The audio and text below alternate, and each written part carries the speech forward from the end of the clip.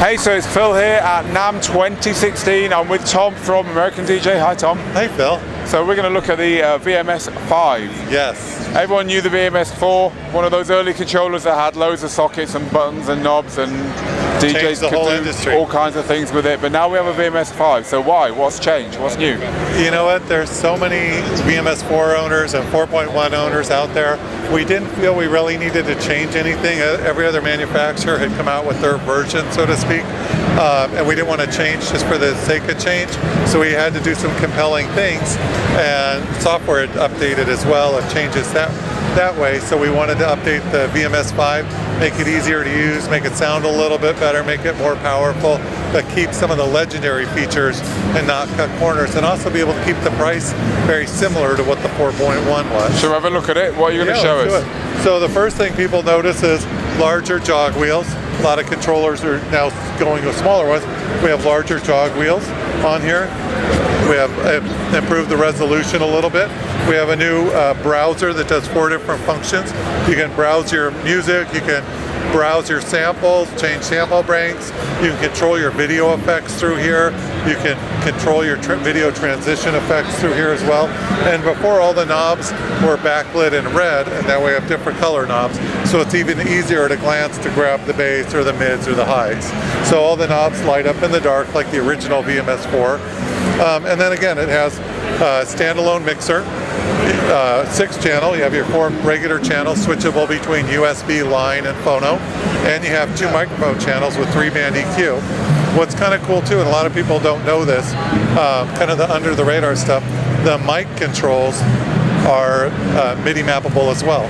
So I have people who use it for effects. They never want to talk on the mic and do some cool things. The other thing that's cool on here is you can disable all these knobs. Right now, the EQ and trim are working in the mixer, and when they move on the software, it's just moving on the screen. It's not actually doing anything. I can disable these so that the sound change is happening on the software and not happening in the mixer. I can also reconfigure the sound card to make it 4x4 if I want to hook up my 1200s to this, or my old American Audio HD D4.5s, or I can do 8x2 sound card configuration for 4-deck software. So it's basically very flexible. Wow, that's a lot of stuff. Just like the old one was, it's very flexible. A certain kind of DJ looks for that kind of thing, and there aren't many controllers that have that kind of flexibility. You know, full MIDI mapping, and hardware EQ, and reconfigurable sound card, everything. And the old one was very popular with mobile guys who were building a rig with lots of inputs and outputs and so on. So you're expecting that this is going to go.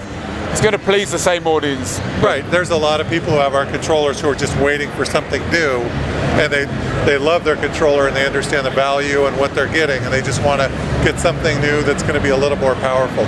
Also, this comes with Virtual DJ 8 LE, a custom version. It's a 32-bit software, so you're going to get a little bit better sound quality, and it's included limited video mixing and limited karaoke through here. So right out of the box, I can start mixing my videos on here, which is pretty cool.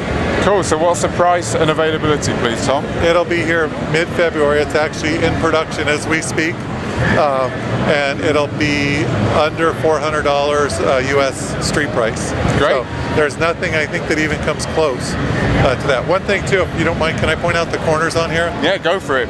A lot of people don't realize this, especially other manufacturers that copied it. This is all steel unit. People comment it's pretty robust. These are industrial rubber corners, and if I were to drop it, nothing's going to happen to these. Same with on the back. If I were to drop it, nothing's going to happen to the plugs on the back. So every little detail we could think of on these, we've tried to, and it's InnoFader compatible as well. Perfect. Thank you very much, Tom. All right, thanks, Phil. Cheers. Cheers.